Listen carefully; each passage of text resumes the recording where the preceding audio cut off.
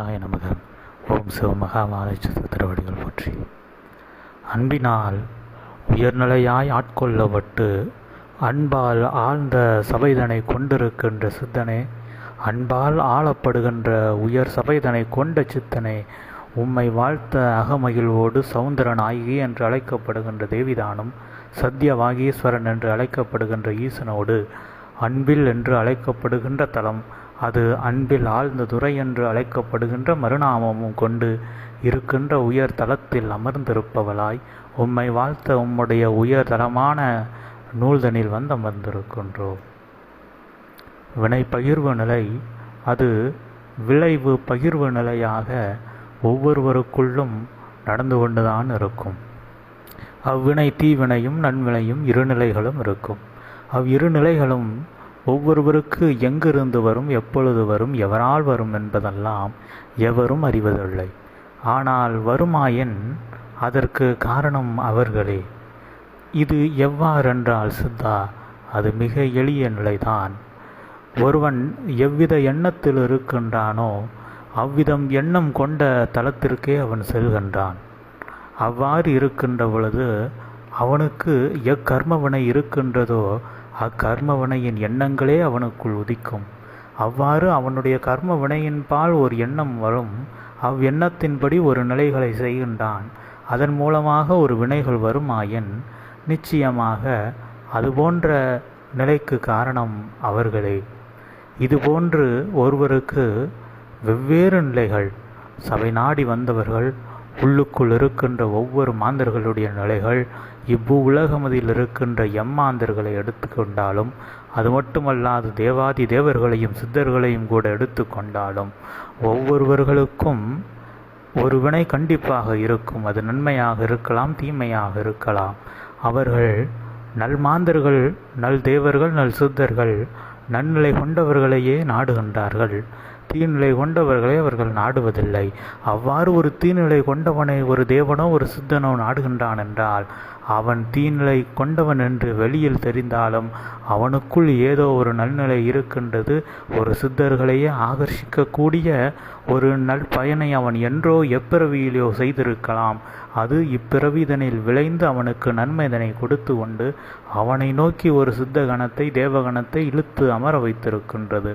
அதுபோல் அவனை வெளிநிலையிலிருந்து பார்க்கின்ற பொழுது தீமாந்தனாக இருந்த பொழுதும் அவனுக்குள் இருக்கின்ற உயர் உன்னத ஒரு நிலை, பல நிலைகள் அல்ல, ஒரு நிலைக்கு அவன் அதனை பயன்படுத்தி உயர்ந்து கொள்ள முடியும்.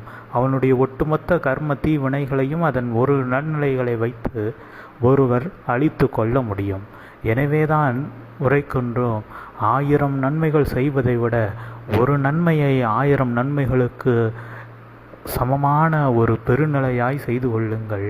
அப்பெருநிலை நீங்கள் எத்தனை கொடிய கர்மவனைகளுக்குள் அமர்ந்திருக்கின்ற பொழுதும் அருள் அற்புதமாய் காலம் வருகின்ற பொழுது அவ்வினை நிலையானது விளைந்து நல் பலனை உங்களுக்கு கொடுக்கும்.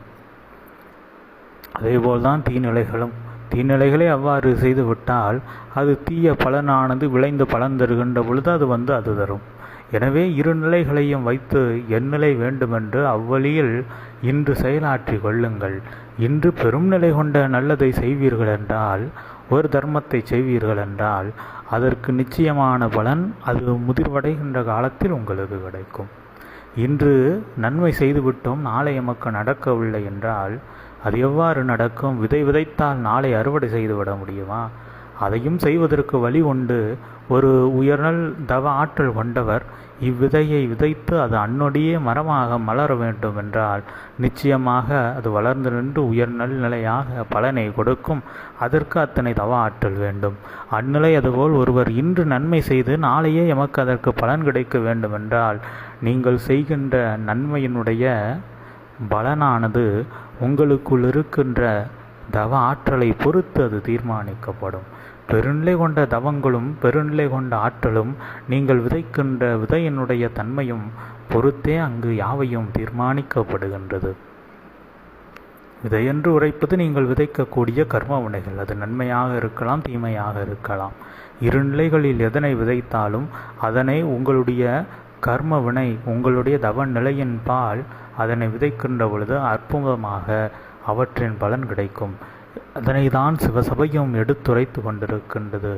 தர்மம் செய்யுங்கள், எதிர்பார்த்து செய்ய வேண்டாம். எதிர்பாராது செய்கின்ற உதவியே தர்மமாக இருக்கும். எதிர்பார்த்து செய்தால் ஏன் அது தர்மமாக ஏற்றுக்கொள்ளப்படுவதில்லை என்றால், எதிர்பார்த்து செய்கின்ற பொழுது நீர் அங்கு எதிர்பார்க்கின்ற பொழுதே அது கலைந்துவிடும், அது கரைந்துவிடும். ஏனென்றால் இதனை கொடுத்தால் அது வரும் என்கின்ற பொழுதே, கொடுக்கின்ற பொழுதே அது வந்து சேர்ந்ததாக நினைத்து விடுகின்றீர். அது அன்னுடைய அது முடிந்து விடுகின்றது. ஆனால் அதனை செய்து அதனை கண்டுகொள்ளாமல் இருக்கின்ற பொழுது அது என்று உம்மிடம் வருமோ அது அன்று மீண்டும் தவறாது வந்து நிற்கும். அன்று எல்லளவும் தவறாது அது உயர்நல் பலன்களை கொடுத்திருக்கும். அந்நிலையை மனப்பக்குவத்தோடு ஏற்றுக்கொள்ளும் அளவிற்கு பொறுமை கொண்டு இருப்போர்களே பெருநிலை கொண்ட சித்த தேவகணங்களாக உயர்ந்திருக்கின்றார்கள். ஏனென்றால் ஒரு தவம் பூண்கின்ற நிலைக்கு பலன் இன்று கிடைத்து விடுமா, நாளை கிடைத்து விடுமா என்றால் கிடையாது. தவம் இருப்பார்கள், இருந்து கொண்டு இருப்பார்கள், பெரும் பூஜைகளை செய்வார்கள், அனைத்தும் செய்து கொண்டும் காலங்கள் செல்லும். வருடம் ஒன்றாகும், பலன் தெரியாது. வருடமானது 2 ஆகும், பலன் தெரியாது. 3 ஆகும், 4 ஆகும், 12, 20 வருடங்களுக்கு மேலாக தொடர் தவள் நிலை இதனில் அமர்ந்திருக்கின்ற பொழுது கிடைக்கின்ற பலனுக்கு இவ்வு உலகமுதில் அவர்கள் எதனை வேண்டுமென்றாலும் ஆக்கவும் அழிக்கவும் முடியும். அண்ட சராசரங்களையும் ஆளுகின்ற ஆற்றலை பெற்றுவிடுவார்கள். ஆனால் அதற்கு தினமும் நித்தியமும் செய்கின்ற அத்தவநிலை, சோர்வற்று செய்கின்ற தவநிலையே அப்பெரும் பலனை கொடுத்தது. இதற்கு இடையில் இவர்களுக்கு இவ்வாறு தவம் போன்கின்ற பொழுது வருகின்ற இடர் இன்னல் வேறு. அவ்விடர் இன்னல்களில் ஏறிய தவமானது கலைந்து விடக்கூடிய ஒரு சூழ்நிலைகளும் வரும். அவ்வாறு வந்த பொழுதும் தொடர்ந்து தவம் செய்ய வேண்டும். செய்கின்ற பொழுது அவ்வாறு கலைகின்ற ஆற்றல்கள் எல்லாம் கரைந்து போய் மீண்டும் ஒரு நேரத்தில் ஏறுகின்ற தமக்குள் இப்பிரபஞ்சத்திலிருந்து உட்கிரகித்து ஏற்றிக்கொள்கின்ற தவ ஆற்றல் எத்தனை அளவு கரைய வேண்டும் என்று ஒரு கர்மவினை இருக்கும். அது அளவிற்கு மட்டும்தான் அது ஏதோ ஒரு துர்நிலைகளினால் கலைக்கப்படும். அவ்வாறு கலைக்கப்படுவதை கண்டு அஞ்சாது தொடர் பயணம் மேற்கொண்டுகின்ற பொழுது கலைக்கக்கூடிய அக்கர்மவினையானது அகன்றுவிடும். அதற்கு மேல் உங்களை எவரும் தொந்தரவும் செய்து உங்களுடைய தெய்வ பலனை கலைக்க முடியாதவாறு அக்கர்ம வினைகள் தீர்ந்துவிடும். எனவே அவ்வாற்றல் நிலைத்து நிற்கின்றவாறு நிலை பெற்றுவிடும்.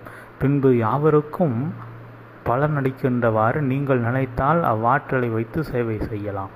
இதுபோன்ற நிலையை அடைவதற்கும் சித்தர்கள் பெருநிலை காலங்களை எடுத்துதான் செய்கின்றார்கள். அதிலும் ஏற்ற இறக்கங்கள் வரும். இன்று தவம் பூண்டு விட்டோம், 1 வருடத்தில் பெருமாற்றம் நிகழுமா என்றால் நிகழும்தான். ஆனால் 1 வருடங்கள் நீங்கள் செய்த ஆற்றலை ஒரே நாளில் அளிக்கக்கூடிய தீவினைகளும் நாடும்.